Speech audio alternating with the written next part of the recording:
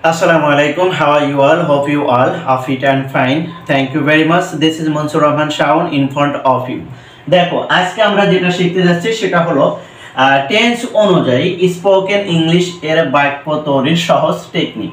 অর্থাৎ আমরা যখন ইংলিশে কথা বলতে যাব তখন অবশ্যই আমাদেরকে টেন্স ব্যবহার করে কথা বলতে হয়, আর সেটাই আজকে আমরা শিখব। স্পোকেন ইংলিশের জন্য টেন্স দিয়ে কিভাবে স্পোকেন ইংলিশের জন্য বাক্য তৈরি করা যায় তার একটি সহজ টেকনিক বা তার একটি সহজ ফর্মুলা। দেখো আমরা প্রথমে কি শিখব যে ভার্ব দিয়ে কিভাবে সাবজেক্ট এবং প্রেজেন্ট টেন্স, পাস্ট টেন্স এবং ফিউচার টেন্সে সেটা কনভার্ট করে বাক্য তৈরি করা যায়, সেই ফরম্যাটগুলোই আজকে আমরা শিখব এই ভিডিওটিতে। দেখো প্রথমে আমরা কি লিখেছি, ডোনাইট। আমরা জানি ডোনাইট মানে কি, দান করা। আর ক্রিয়েট মানে কি, ক্রিয়েট মানে হচ্ছে হলো তৈরি করা। আর বিট মানে হচ্ছে হলো প্রহর করা। টেক মানে হচ্ছে হলো লওয়া, রাইট? এগুলো আমরা জানি। এখন দেখো এই ডোনাইট দিয়ে যদি আমরা ফার্স্টে একটা বাক্য তৈরি করি, তাহলে দেখো এটা কিভাবে প্রেজেন্ট টেন্সে কি অর্থ দিচ্ছে এবং পাস্ট টেন্সে কি অর্থ দিচ্ছে এবং ফিউচার টেন্সে কি অর্থ দেয়, সেগুলো আমরা প্র্যাকটিসের মাধ্যমে শিখব। তাহলে চলো শুরু করা যায়। দেখো আমি যদি এখানে একটা সাবজেক্ট ধরি, সাপোজ যে আই ধরলাম, রাইট? আই। এবার আমি এখান থেকে একটা ভার্ব নিলাম, ভার্বটা কি নেব, ডোনাইট। তাহলে আই ডোনাইট, DONATE, ডোনাইট, রাইট? এই ডোনাইট তাহলে কি, আই ডোনাইট মানে কি, আই ডোনাইট মানে হচ্ছে হলো আমি দান করি, রাইট? আই ডোনাইট মানে আমি দান করি। আবার যদি এটা আমি দেখো ইয়েতে পাস্ট টেন্সে নিয়ে যাই, তাহলে কি আসে, দেখো আই ডোনাইটেড,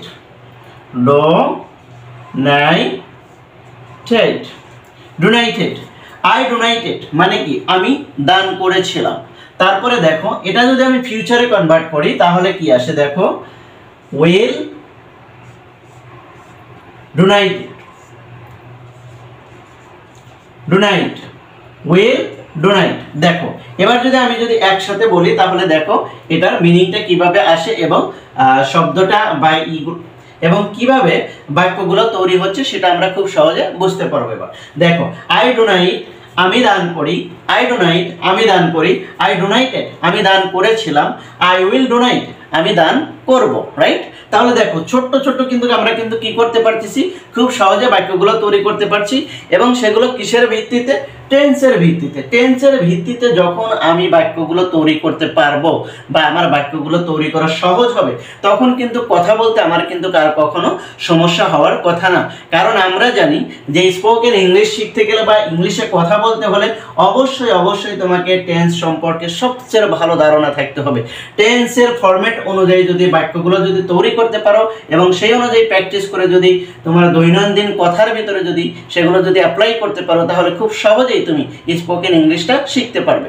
কারণ আমরা একটা জিনিস জানি যে যখন আমরা লিখতে যাই তখন কিন্তু বাক্য তৈরির একটা সময় থাকে আমাদের, কিন্তু যখন আমরা কথা বলতে যাব তখন কিন্তু আর কোনো সময় থাকবে না। কথার পরিপ্রেক্ষিতে আমাকে কিন্তু কথাগুলো বলতে হবে, অর্থাৎ খুব দ্রুতই আমাকে বাক্যগুলো তৈরি করে বলতে হবে।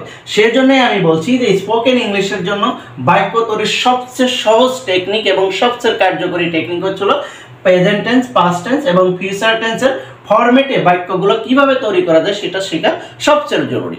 সো আমরা দ্বিতীয়টা প্র্যাকটিস করি একটু। দেখো আমরা ক্রিয়েট দিয়ে ধরি, যেমন হি নিলাম, সাবজেক্ট হিসাবে হি নিলাম, তারপর ক্রিয়েট নেব, রাইট? CREATS, ক্রিয়েটস, হি ক্রিয়েটস, সে তৈরি করে। এবার আমরা সেটা পাস্ট টেন্সে নেই, তাহলে এখানে কি হবে, CREATED, ক্রিয়েটেড, হি ক্রিয়েটেড, সে কি করে, তৈরি করেছিল। এবার আমরা এটা ফিউচার টেন্সে নিয়ে যাই, তাহলে এটা কি হবে, উইল ক্রিয়েট, রাইট? এবার দেখো এই জায়গায় একটু তোমাদের সাথে আমি শেয়ার করি, সেটা হলো এখানে কিন্তু আমি ইয়েস যোগ করেছি, রাইট? এটা একটু দেখো, কারণ আমরা জানি যে সাবজেক্ট যদি থার্ড পারসন সিঙ্গুলার নাম্বার হয়, তাহলে প্রেজেন্ট ইনডিফিনিট টেন্সে অর্থাৎ প্রেজেন্ট টেন্সের ক্ষেত্রে সেখানে কি হবে, প্রেজেন্ট ইনডিফিনিট টেন্সে ভার্বের সাথে ইয়েস বা ইয়েস যুক্ত হবে, রাইট? সেই হিসেবে এখানে এস আসছে। আশা করি তোমরা এটা বুঝতে পেরেছো। এবার দেখো আমরা প্র্যাকটিস করি, তাহলে দেখো হি ক্রিয়েটস, সে তৈরি করে, হি ক্রিয়েটস, সে তৈরি করে, হি ক্রিয়েটেড, সে তৈরি করেছিল, হি উইল ক্রিয়েট, সে তৈরি করবে। এভাবে কিন্তু আমরা কিন্তু প্র্যাকটিস করতে পারি। আমরা যদি আরেকটা বাক্য নিই তাহলে দেখো আরেকটু সহজ হবে। যেমন ওই beat, beat, right? We beat মানে কি?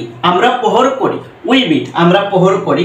এটাকে যদি আমরা পাস্ট টেন্সে নিয়ে যাই তাহলে কি আসবে দেখো, উই বিট, উই বিট আমরা প্রহর করেছিলাম। উই বিট আমরা প্রহর করেছিলাম, অর্থাৎ বিটের পাস্ট ফর্ম এবং প্রেজেন্ট ফর্মে কিন্তু একই।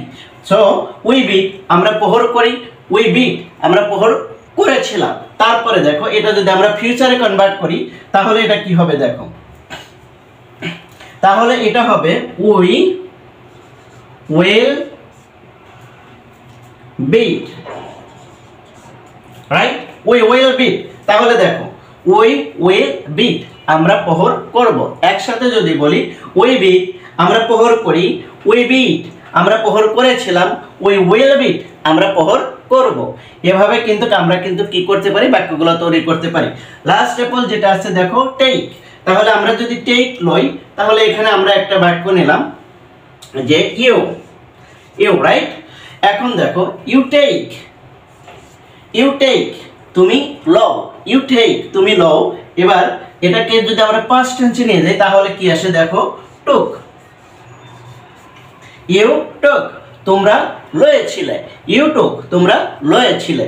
এবার দেখো এটা যদি আমরা ফিউচারে নিয়ে যাই তাহলে কি আসে, টেক।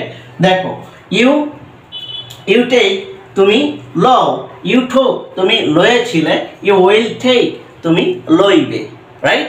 এভাবে কিন্তু তোমরা কিন্তু অসংখ্য বাক্য তৈরি করে কিন্তু বেশি বেশি করে প্র্যাকটিস করতে পারো। এই ফরম্যাটটা ফলো করে যত বেশি প্র্যাকটিস করবে তোমাদের এই স্পোকেন ইংলিশটা তত বেশি কি হবে, তোমাদের ইমপ্রুভ হবে। আর যদি প্র্যাকটিস না করো তাহলে কিন্তু ইমপ্রুভ কোনোভাবেই সম্ভব না।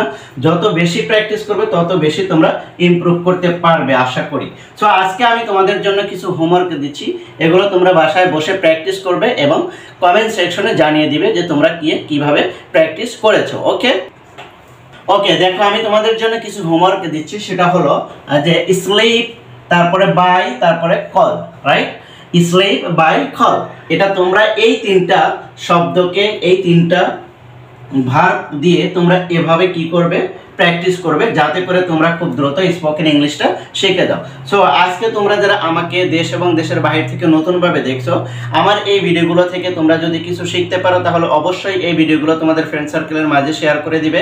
এবং এই ভিডিওগুলো যদি আরও পেতে চাও তাহলে অবশ্যই চ্যানেলটি সাবস্ক্রাইব করে পাশে থাকবে। Thank you so much.